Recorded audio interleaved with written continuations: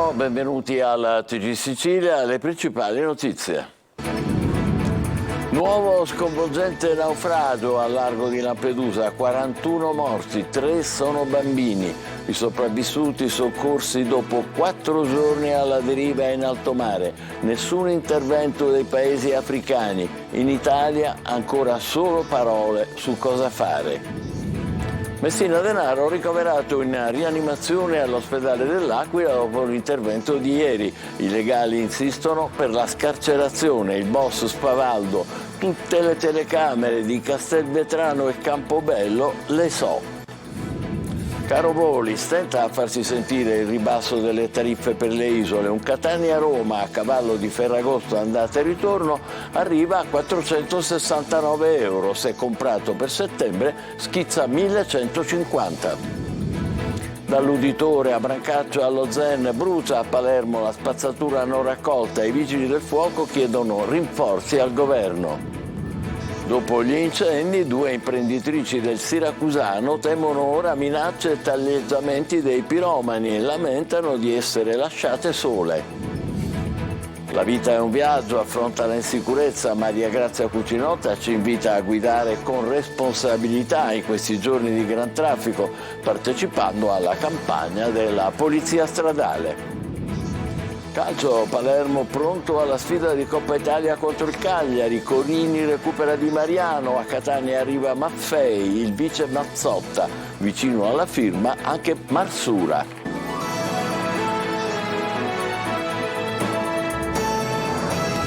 Bentrovati, sconvolgente ennesimo naufragio nel canale di Sicilia, 41 i morti, 3 sono bambini. A raccontare questa nuova tragedia del mare i 4 sopravvissuti rimasti per giorni alla deriva. Nessun soccorso dall'Africa, in Italia ancora solo parole su cosa fare. Angelo Gagliano. Una nuova tragedia del mare va ad allungare il lungo e doloroso rosario dei naufragi. 41 migranti sono morti nel canale di Sicilia dopo che un barchino si è ribaltato ed è affondato. Solo 4 i superstiti che hanno raccontato di essere partiti giovedì da Sfax in 45, fra cui 3 bambini.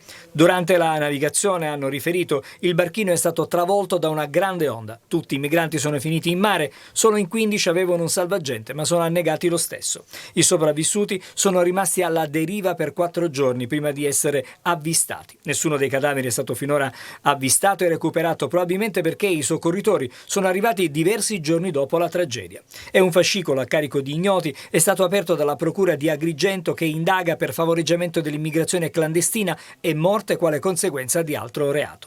I 4 naufraghi, fra cui una donna, arrivati all'hotspot di Lampedusa, sono fortemente provati e sotto shock. Nelle prossime ore verranno ascoltati, assieme ai mediatori culturali ed interpreti, dai poliziotti della squadra mobile della questura di Agrigento, che cercheranno di ricostruire cosa sia effettivamente accaduto e di fare chiarezza su alcuni dettagli che al momento sembrano essere assai confusi e contraddittori. Intanto proseguono le operazioni per svuotare l'hotspot di Lampedusa che, visti i continui arrivi, è sempre affollatissimo. Nelle prossime ore 1 migliaio di migranti ospiti del centro saranno trasferiti sulla base di un piano approntato dalla prefettura di Agrigento. Ricovero in rianimazione per il boss Matteo Messina Denaro dopo l'intervento di ieri per l'occlusione intestinale. I suoi legali insistono per la scarcerazione per motivi di salute.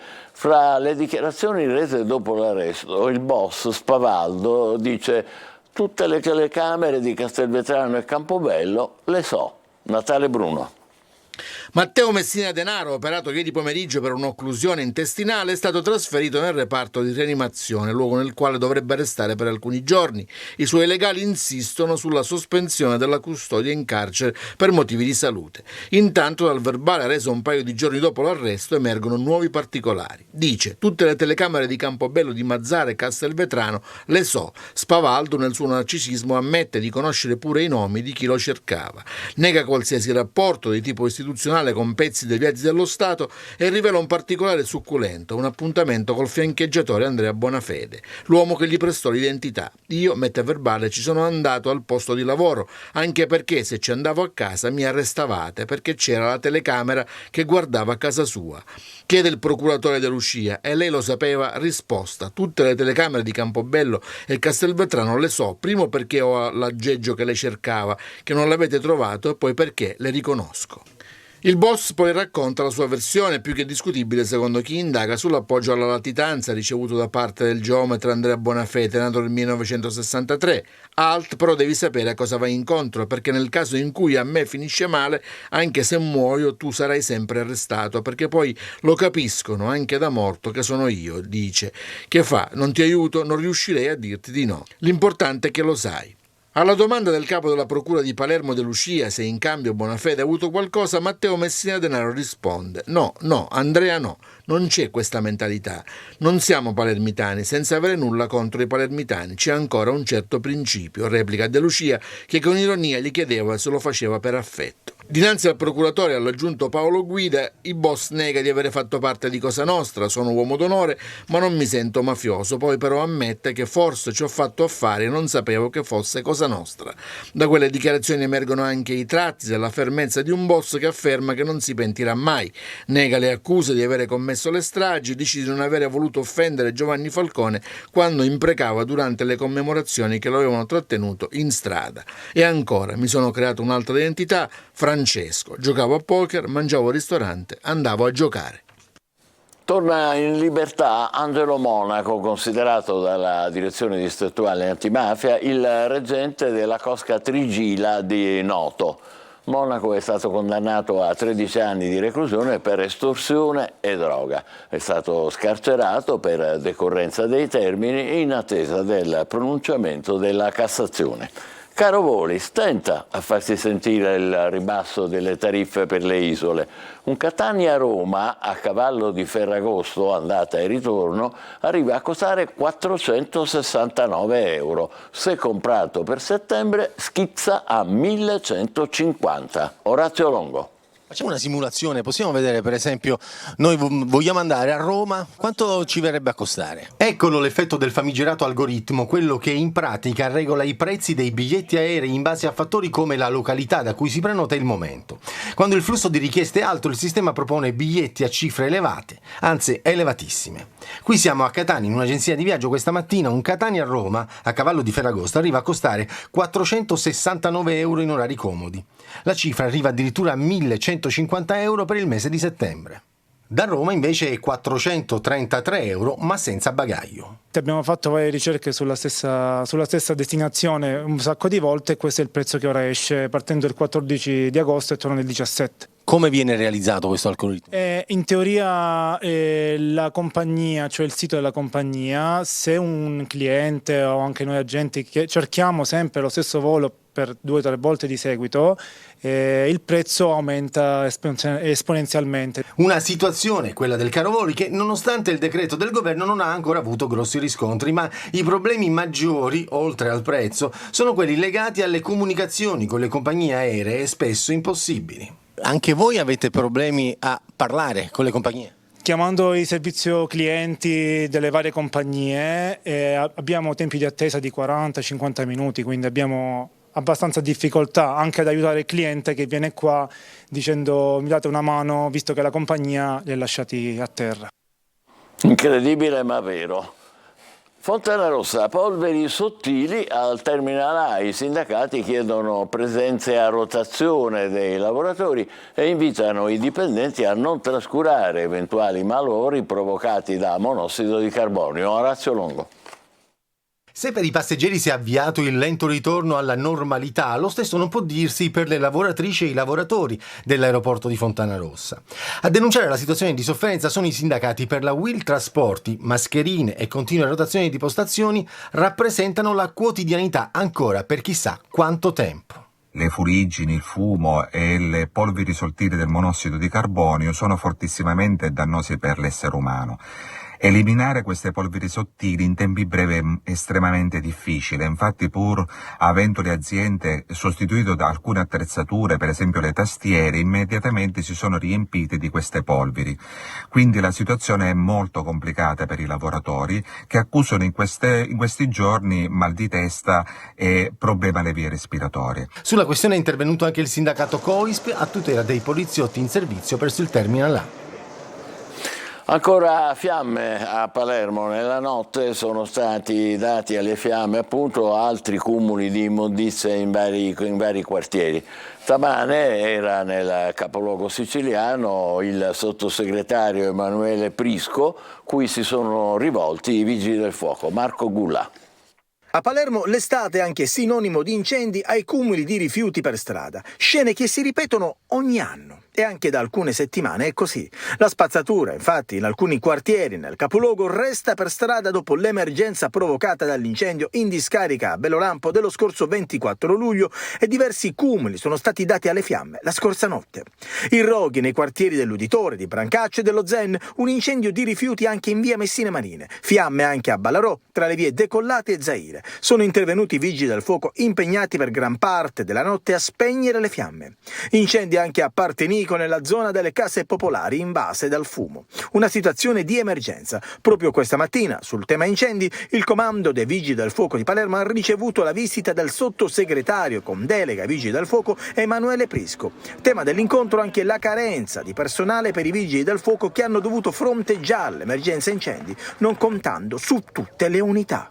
Il governo in questi mesi ha riservato un'attenzione importante al Corpo Nazionale, potenziando di circa 1800 unità l'organico, scegliendo di fare un importante investimento con la sostituzione di gran parte del parco mezzi per dare mezzi più sicuri e quindi mettere in sicurezza il personale negli interventi e allo stesso tempo dare servizi più efficienti ai cittadini.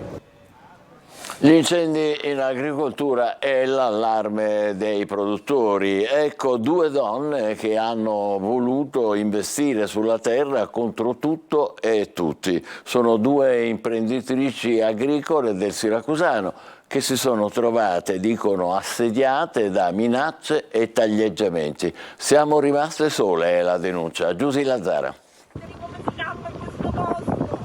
All'alba la telefonata e la corsa per vedere le fiamme alte e le colonne di fumo che distruggono tutto e non lasciano niente che possa tornare come prima. I roghi li conosce bene, li ha visti ben 3 volte nell'ultimo anno Francesca Oliva, imprenditrice agricola di seconda generazione a Solarino nel Siracusano. 10 anni a Milano e poi si torna a casa e tenacemente si innova per rilanciare l'azienda che produce limoni e olio. Abbiamo avuto un incendio che è partito da 3 punti di questo terreno che è di 18 ettari, alimentati dall'incuria lungo il canale che è limitrofo alla proprietà e dalle discariche che ci circondano. Molti mi chiedono chi è stato, non so se sia un'operazione più ampia per chiedere agli imprenditori di lasciare il territorio. Nell'ultimo inferno di fuoco sono andati in fumo 20 ettari e 2000 piante di limoni GP di Siracusa e 200 alberi di ulivo. La mia domanda soprattutto al nostro Presidente è se credo nell'agricoltura che ci dia delle risposte e ci dica se è veramente sostenibile, se ci sono le condizioni minime per lavorare in questo settore, dato la situazione attuale dei roghi in Sicilia e dell'incuria e della non disponibilità al dialogo delle istituzioni. Un'altra storia di ritorno in Sicilia, quella di Chiara Lobianco a Cassibile, dopo anni trascorsi fuori per studio. L'azienda di 90 ettari in gran parte è coltivata frutta e ortaggi biologici. Stessa sorte anche per lei che ha fatto i conti poche settimane fa con l'incendio di parte del suo terreno, preziosa fonte di biodiversità. Vi sentite soli come agricoltori? Noi siamo soli. Ogni volta che succede qualche cosa ti senti comunque che... anche gli stessi vigili del fuoco erano impotenti, nel senso l'atteggiamento che tenevano era di comunque persone che erano sottodotate di mezzi e che non potevano fare il loro lavoro in maniera adeguata. 143 kg di hashish e 1 chilo di cocaina sono stati sequestrati in un box alla Guadagna di Palermo. Nel magazzino sono state trovate anche le figurine di Maradona e Scarface che venivano apposte sui panetti di droga. Il proprietario è stato arrestato dai finanzieri di Palermo, trovati anche 17.000 euro. Era finito con l'auto contro il muro di recinzione di alcune villette. Nell'impatto aveva perso la vita l'amico Andrea Finocchio di 29 anni. Adesso per il trentenne che era alla guida dell'auto sono scattati gli arresti per omicidio stradale aggravato perché sotto effetto di alcol e droga. L'incidente è avvenuto il 6 maggio nel Palermitano all'Ascari. Siamo in pieno esodo estivo e il rischio incidenti purtroppo aumenta, oltre il 93%, dicono le statistiche, è causato dal comportamento del guidatore. La Polizia della Strada si appella a buonsenso e prudenza e lo fa con una testimone d'eccezione.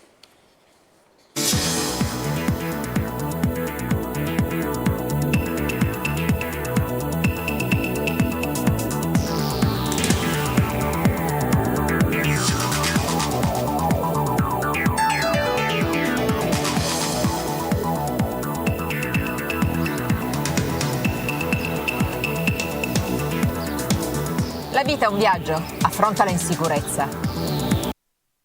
Un mese di eventi per celebrare la riapertura del Parco Archeologico della Forza, il suggestivo sito all'interno di Cava d'Ispica che torna fruibile dopo un importante evento di ristrutturazione. Ci si potrà avventurare nei percorsi all'interno della roccaforte naturale, abitata sin dall'età del bronzo, tra gli antichi insediamenti rupestri, tombe arcaiche, un anfiteatro, l'antica chiesa dell'Annunziata e quella di Santa Maria della Cava. Al via stasera al Parco Archeologico della Forza a Cava d'Ispica con il sassofonista Francesco Cafiso che in tutto il mondo rappresenta il jazz siciliano. Adesso ci fermiamo per qualche istante, fra poco il calcio.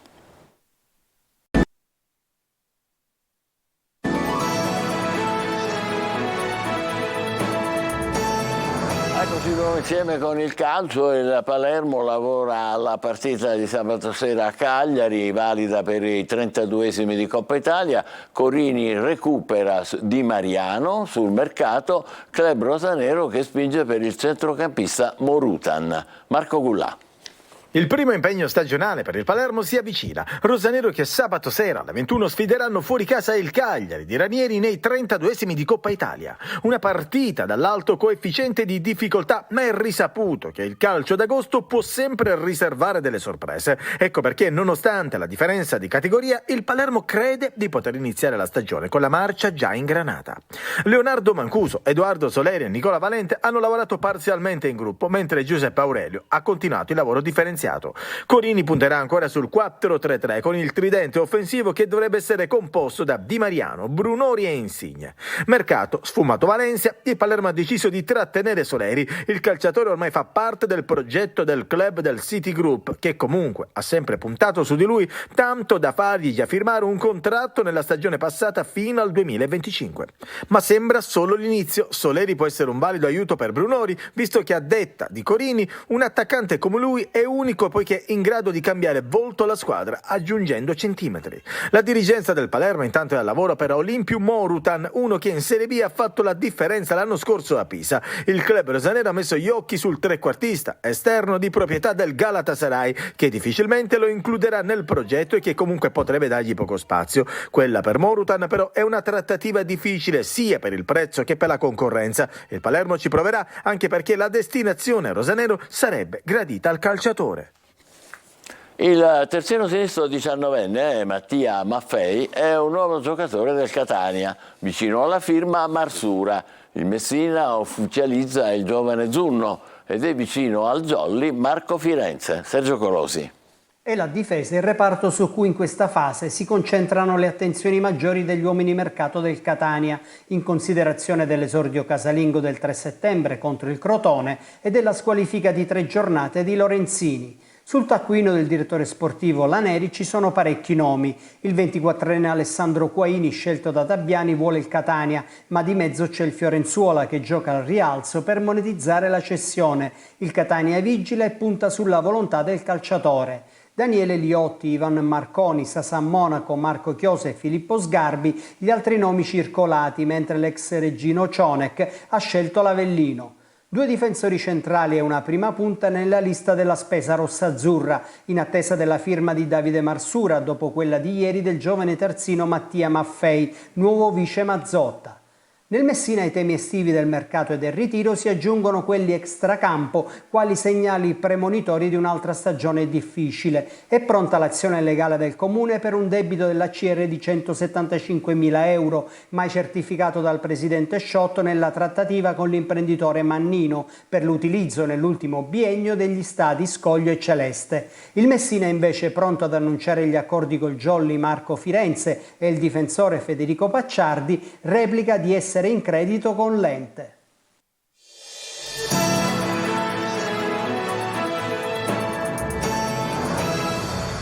Prima che si aggravasse, Messina Denaro, nell'interrogatorio all'indomani dell'arresto, dice e si contraddice. Non sono mafioso, ma senza il cancro non mi avreste preso. Non c'entro con il piccolo Di Matteo né Capaci, ma non mi pentirò mai. Forse il boss non si è reso conto che con affermazioni del genere rende non credibile qualunque altra sua dichiarazione. Messina Denaro non è stato arrestato perché è ammalato di cancro, ma perché finalmente gli uomini giusti avevano stabilito di dargli la caccia, in questo caso il procuratore De Lucia e i carabinieri del Ross, che hanno scoperto che ha il cancro, sì, ma perché avevano già deciso precedentemente a tavolino che dovevano arrestarlo, ponendo fine al desolante trentennio della sua latitanza, agevolato, ha detto De Lucia, dalla borghesia mafiosa, sulla quale gli investigatori, speriamo presto, faranno definitivamente luce e già hanno cominciato. Ci auguriamo arrivino presto ai pezzi più grossi della rete di protezione del boss. E poi la chiamata di correo di un paese intero, Campobello: se dovete arrestare tutti quelli che hanno avuto a che fare con me, dice il boss, dovreste mettere dentro da 2.000 a 3.000 persone. Un modo evidente per annacquare le vere protezioni di cui godeva, quelle dei Bonafede in testa che magistrati e carabinieri hanno già svelato. Detto questo, in ogni caso rimane il fatto che Messina Denaro ha il pieno diritto di essere ricoverato e curato con il massimo impegno, come ogni altro cittadino e come stabilito dalle nostre leggi, quelle stesse che il boss ha crudelmente ignorato, procurandosi la condanna in secondo grado all'ergastolo per le stragi del 92. Ci fermiamo qui, Sicilia torna alle 20, grazie, buon pomeriggio.